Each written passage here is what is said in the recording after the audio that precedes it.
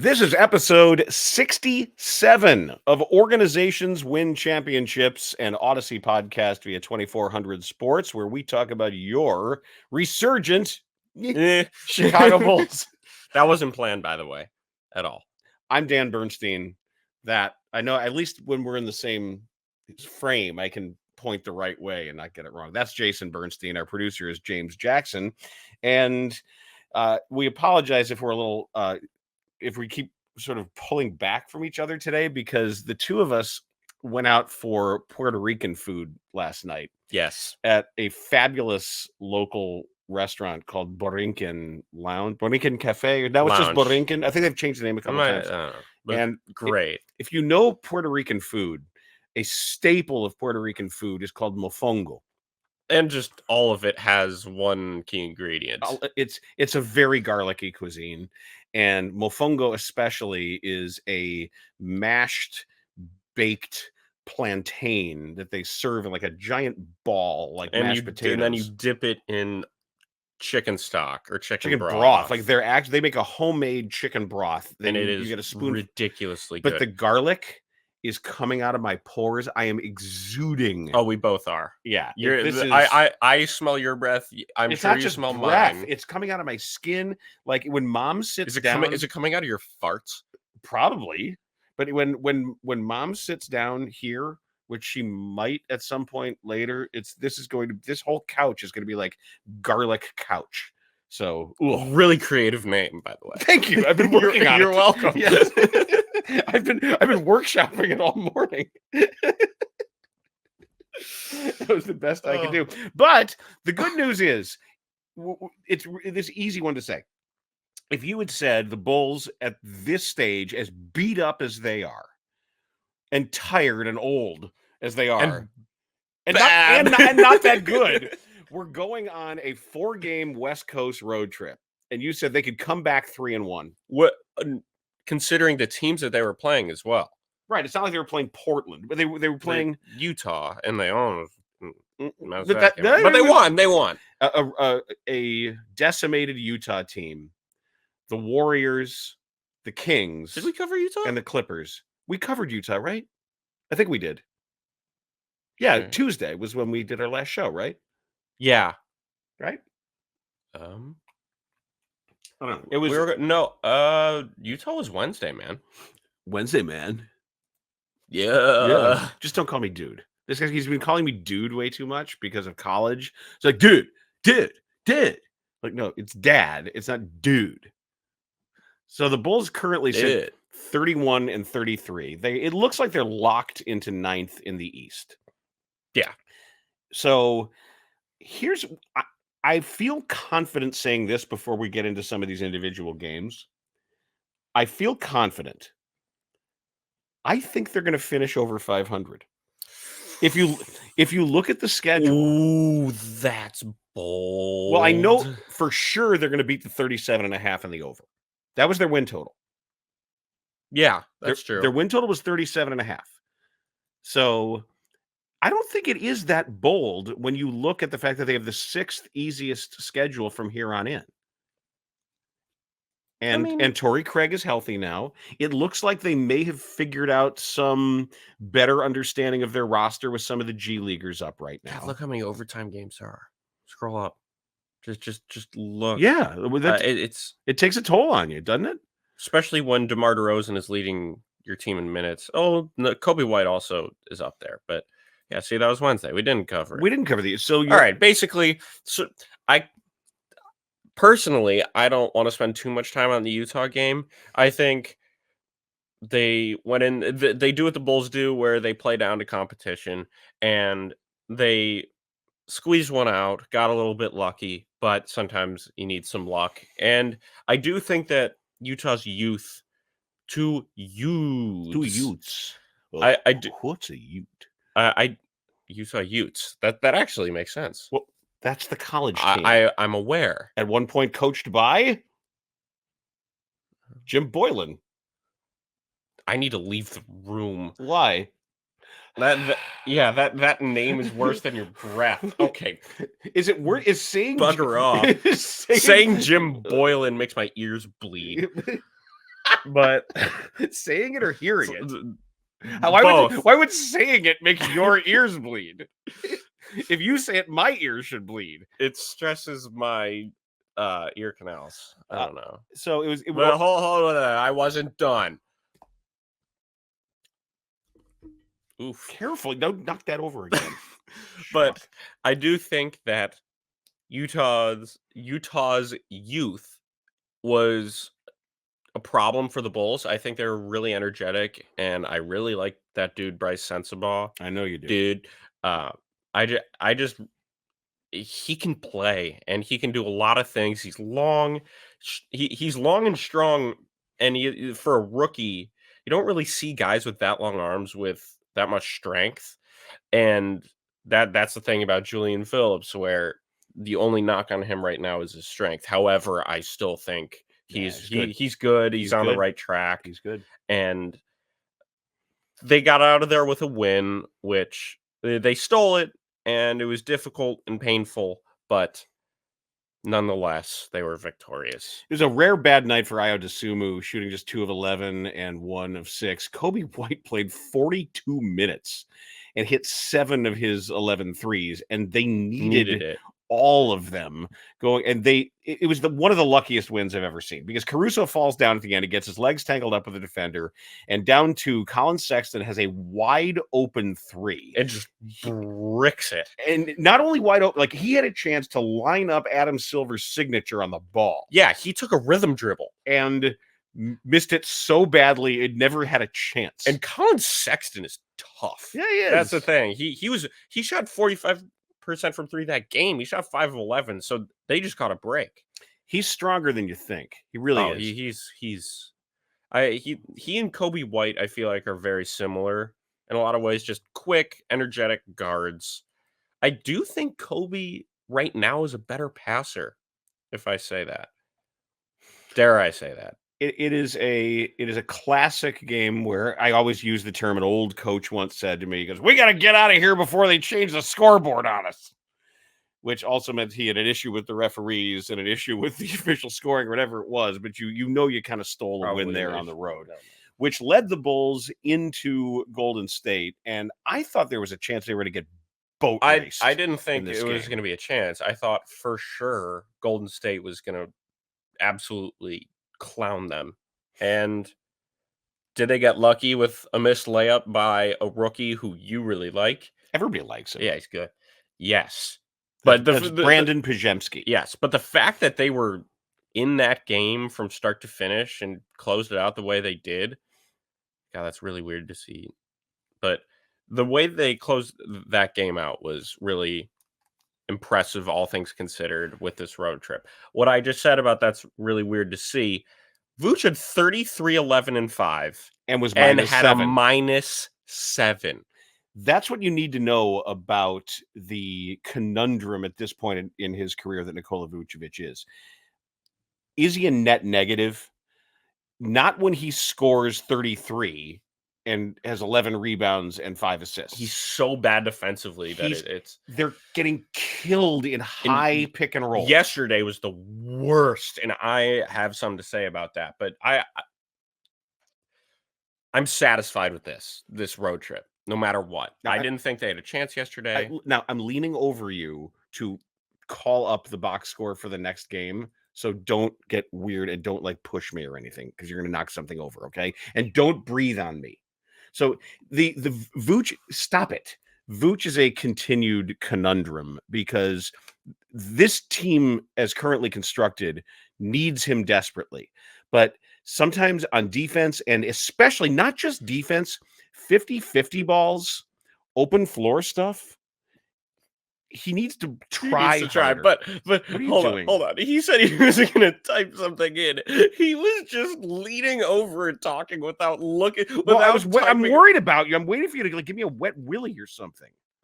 Don't get any ideas now. Would you stop? I didn't do anything. I can tell you're going to. I know when you're going to do something menacing. I can tell. Stop it. Don't drop that. No.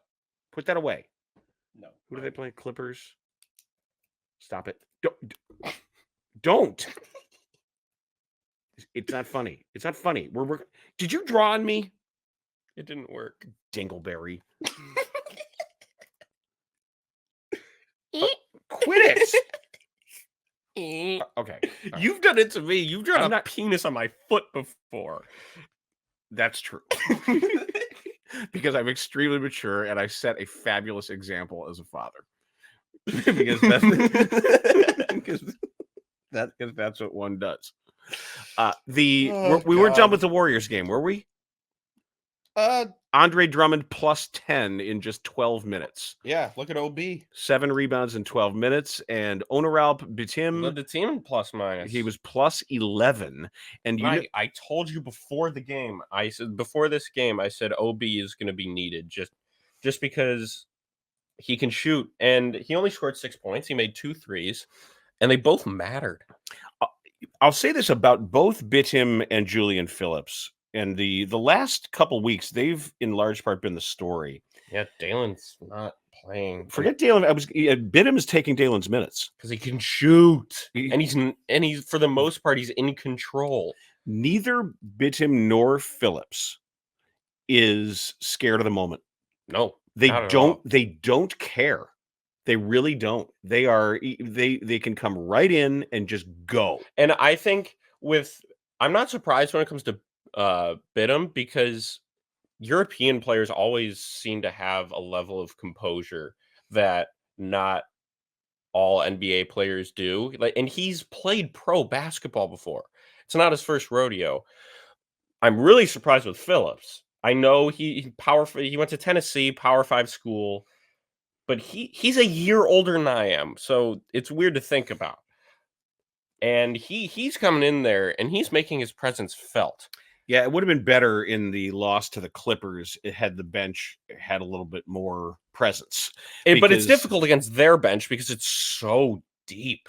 Maybe guarding Bones Highland every once in a while. I don't know. I don't know why he was out of the rotation for any reason. I know Westbrook has a name and I know he can do things defensively, but I don't care if he's a diva. Bones Highland can play. He can play. I don't know how good he is defensively.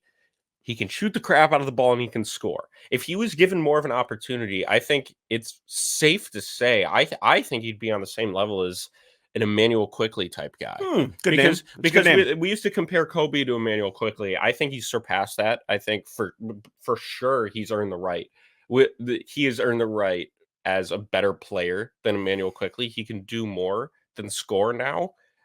His defense is improving, his handles are improving, his passing is improving, and his shooting even is improving. And so I don't want to say that Bones Highland could be Kobe White right now, but I do think that he should be given more of an opportunity than he's been getting.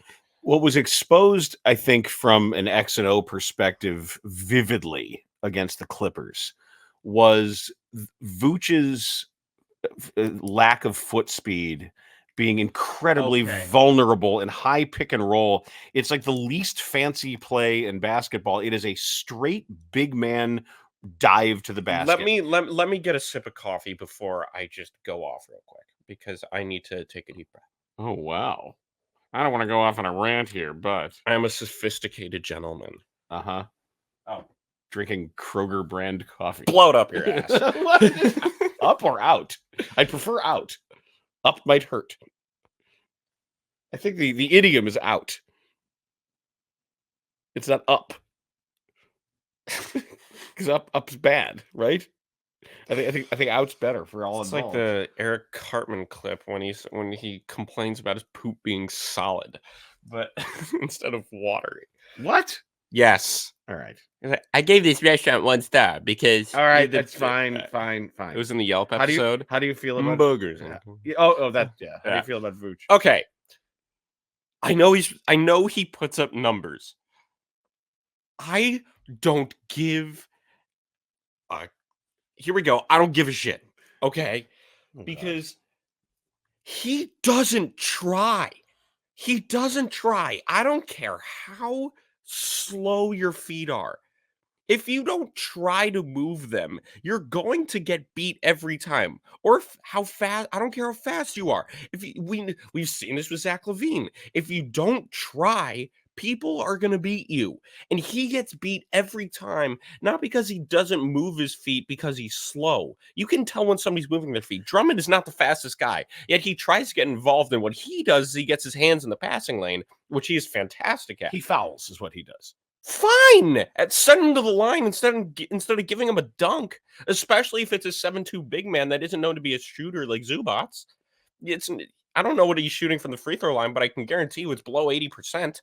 And so it just frustrates me so much when I see other people that don't have the same pedigree as Vooch. He's an all-star, a former all-star player who's making what, $20 million a year? And he's very important to this team as currently constructed. Here's the thing. I wasn't done. And you look at Julian Phillips, and you second round rookie, and you don't expect much from him. What we were expecting was, I would even say, a somewhat worse version of Derrick Jones Jr. when he came to the league. And I think he's already better than that, because I think he's a better defender, he's a better shooter, and he's just, I don't know about just as athletic, but he makes a lot of plays. And I feel like at least once a game we look at we look at his defensive rebounding, and he's able to tip the ball or do this and that. I get Vooch is able to tap it back just because he's huge, but Phillips makes things happen. He makes the other team make mistakes because of his effort. And I know this sounds like Ryan Arcidiacono or whatever, Windy City Bull right now. I'm going to see him on Tuesday.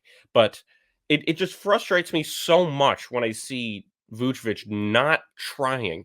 You're an all-star. You want to set an example for these guys? Prove it. I think there's a couple things here.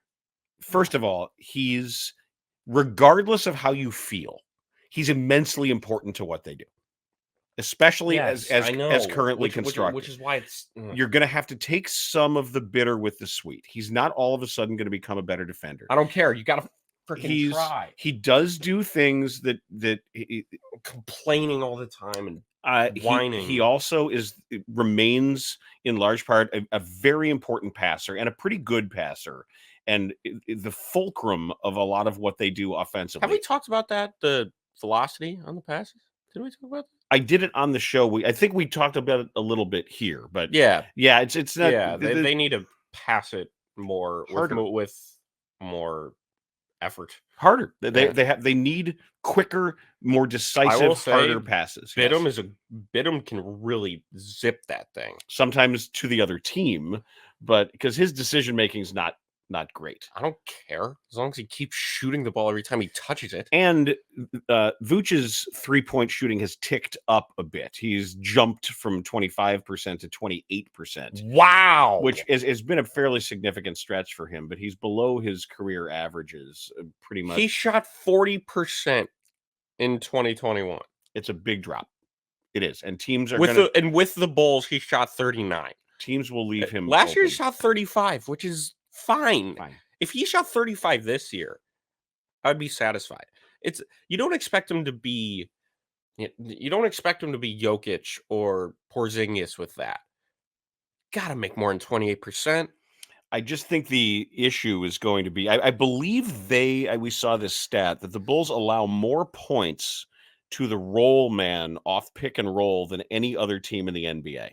And that is an incredibly damning statistic. If he wants to give me 30 and 10 every night, that's a positive or a wash. But like you say, looking at the only way you can make up for that defense. That looking at against some of these teams, when he does have 30 and 10 and he's a -7, or he's got 28 and 13 and he's a -12, that's telling you a story that's going. Those numbers tell that story. Yeah, because he's so bad defensively. And you're trying to make up for that with a compromised defense. You don't have a choice right now.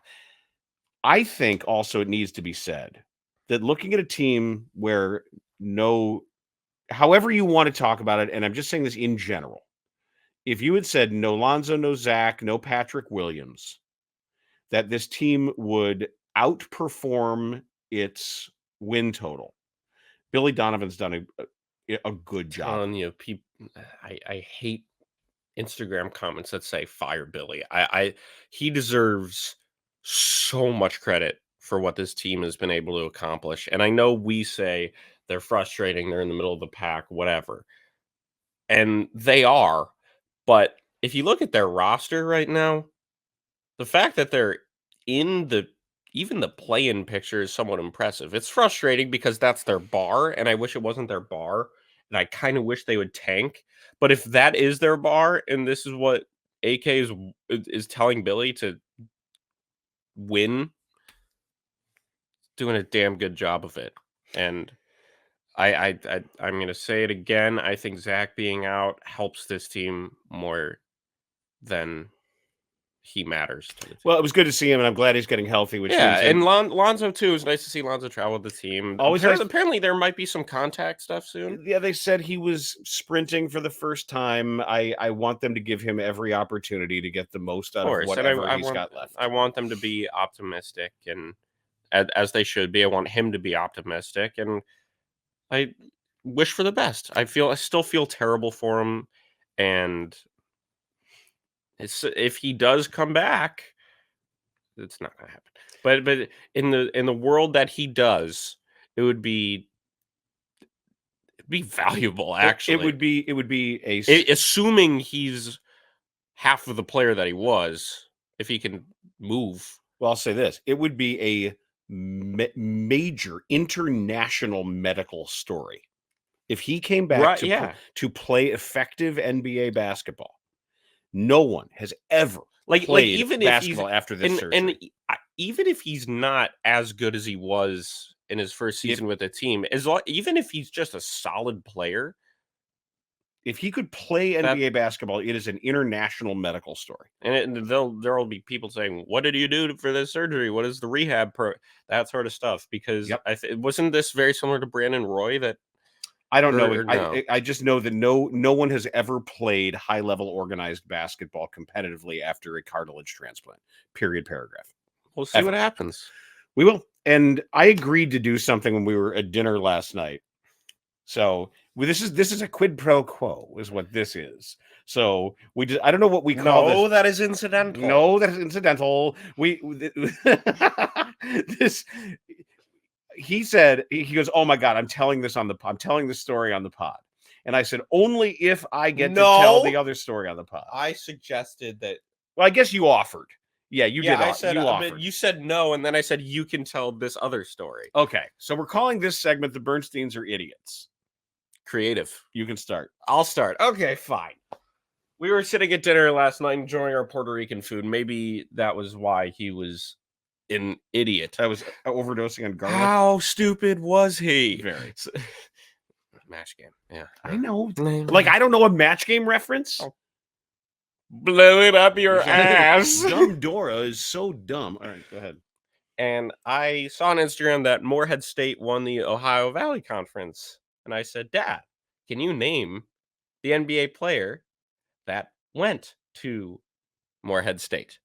And it took a while. I was asking yes and no questions. And then I forgot what we were trying to determine. Okay. It's my story to tell, butt munch. So it's like Eastern Western Conference. He asked a great question. He said, "Did he have a nickname?" I said, "Yes." He said one word.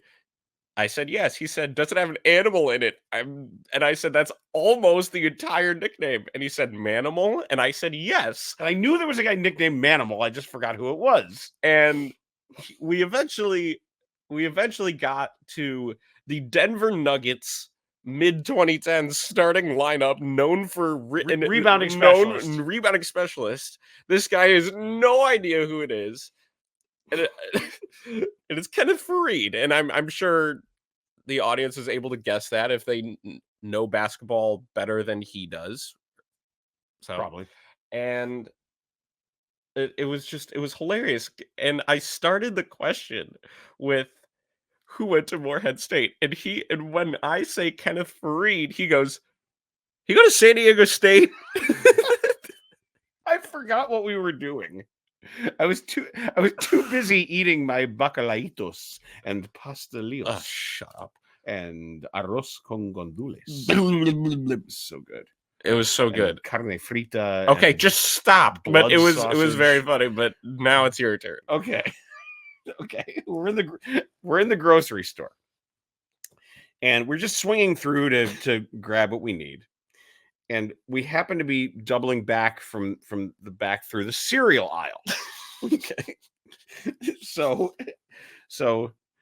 know-it-all here, as we're walking through the cereal aisle, he says, Dad, you know what I learned? And I said, what's that? Why are you talking like Norm Macdonald?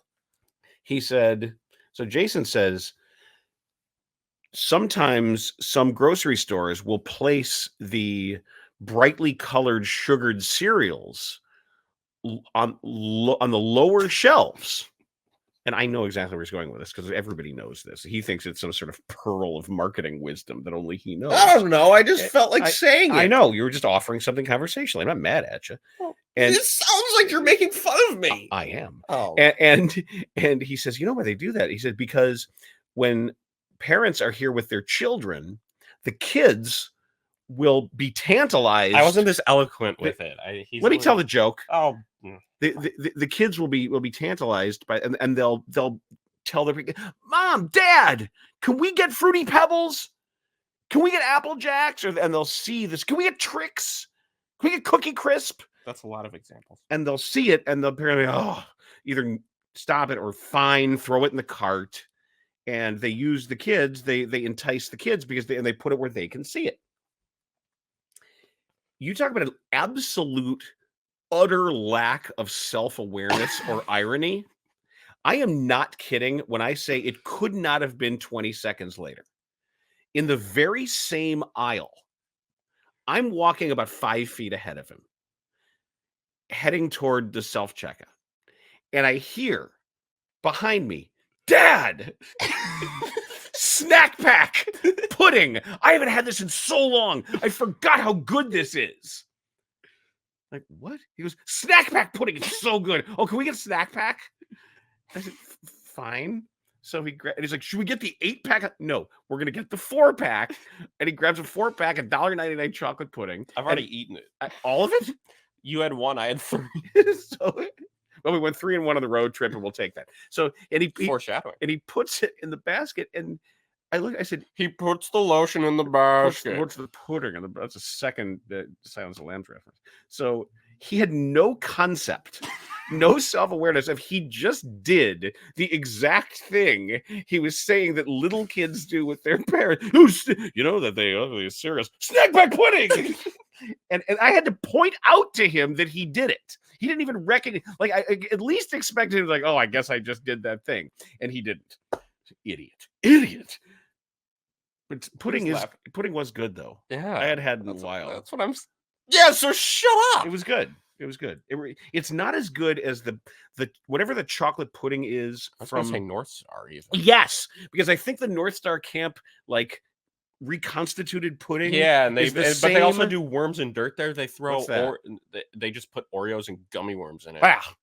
I like it's the same chocolate pudding as if you've ever been to a KFC that's got the buffet.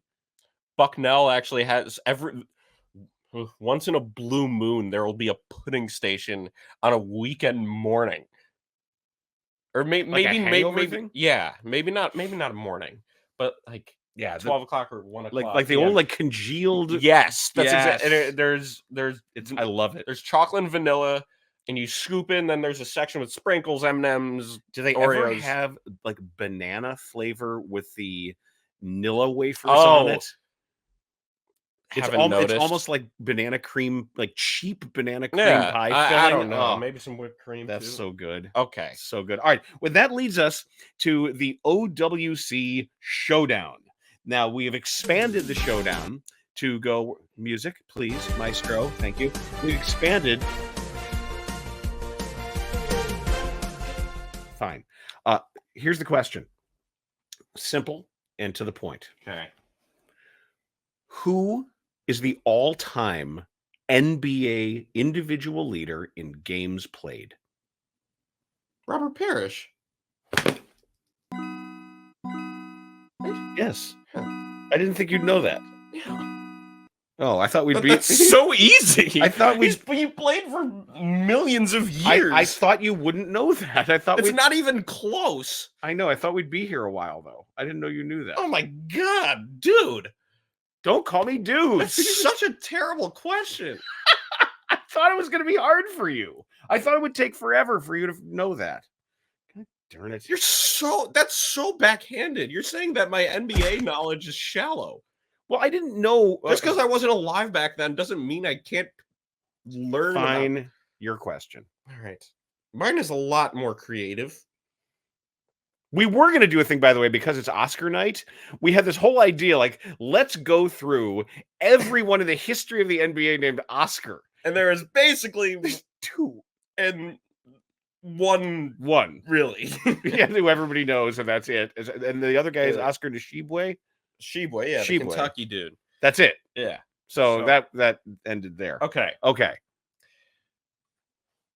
There have been 10 NBA. Talking to the mic. There have been 10 NBA father-son duos that LeBron James has played against. Oh, jeez.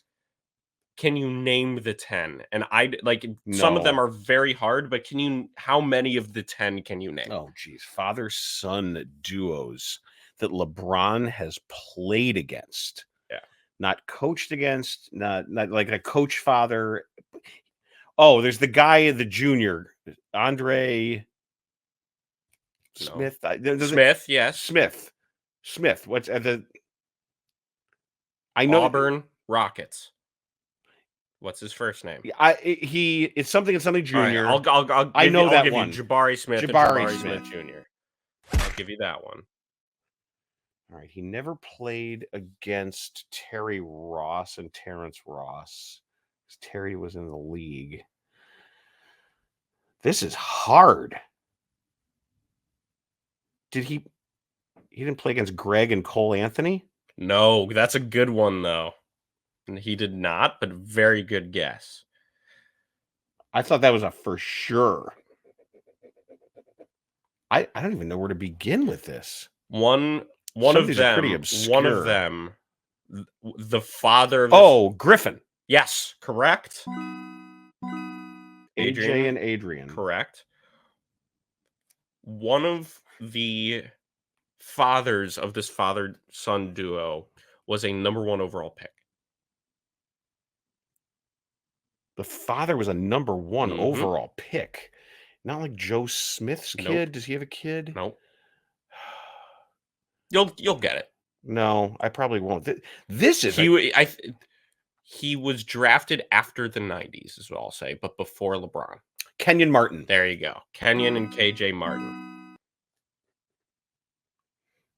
I think I might be done. Smith, Griffin, Martin.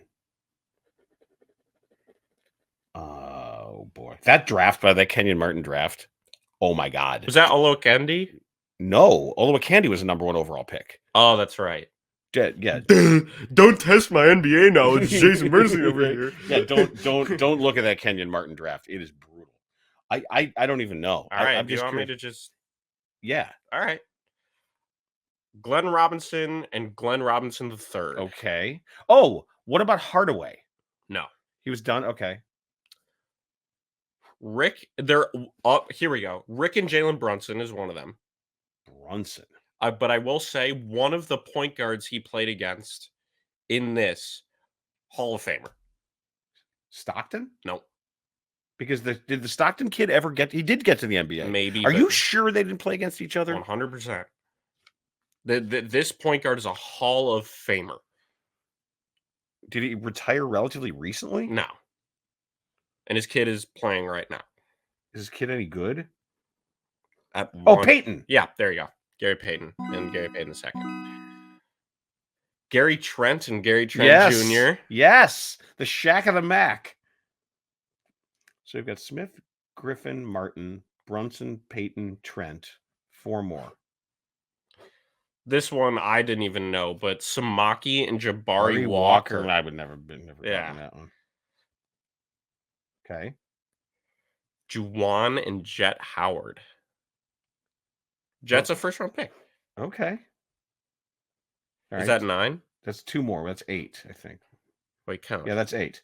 Smith, Griffin, Martin, Brunson, Peyton, Trent, Walker, Howard. Dale Davis and Trace Jackson Davis. That's Dale Davis's kid? Why does he run so weird? I don't know. Dale Davis is so underappreciated. So underappreciated. Dale Davis could that dude he could play in this NBA. Really? He could absolutely play in this NBA. That dude got rid of it so fast, like here and gone. You talk about the guys. By the way, that's 10. Smith, Griffin, Martin, Brunson, Peyton, Trent, Walker, Howard, Davis. That's 9. Maybe there were 9. No. Well, those Look. Robinson, Brunson, that's 2. Trent. Oh, maybe I didn't write down Robinson. Okay, you're right. Yeah. Okay, yeah, you're right. Wow, that's a great question. Idiot. Where'd you find that? I looked up how many father-son do. I just thought it would be a good question because of the theme of our podcast being father-son duo, and I did a Bulls question last week, and so I thought, you know what, let's do a father-son one with What did you say the other day about LeBron? We need to do at some point do a whole LeBron appreciation show. No, it wasn't about LeBron, but it kind of was. Last night when we were at the Puerto Rican restaurant. No. It was before then. When you said your entire life, oh yes, every year of your existence on Earth, LeBron has been an all-star. Yes. Every year you've existed, LeBron has been an all-star. That's ridiculous. Yeah. And look how old this idiot looks now. Oh, look at this. Think about that. Look at him. I just haven't shaved in a few days. Leave me alone. And the thing I said last night was that LeBron's longevity is so crazy that we take Kevin Durant for granted. One, he came back from a full Achilles tear. Right. And he's still one of the best players in the NBA right now. Had 40 plus last night efficiently. And he's what, at 15th, 16th year in the league, and he's just still destroying everybody. It's Gretzky and Lemieux. Yeah, Kevin Durant is so taken for granted. And I think Curry is also old, but it's difficult to put him in that conversation just because he's so different. Where he's small and he just shoots the ball every time. And all right, save this. Save this for another episode. Sorry, yes, but Kevin Durant is underappreciated because of how great LeBron James is. Save it for another episode because that's a whole topic of overshadowed superstars who just came Elgin Baylor, Jerry West at an unlucky time. So that's going to do it for episode 67 of OWC. Like it, subscribe to it, rate it. What else are you supposed to do? Download it and listen to it at a Puerto Rican restaurant. Yeah, because it's garlicky.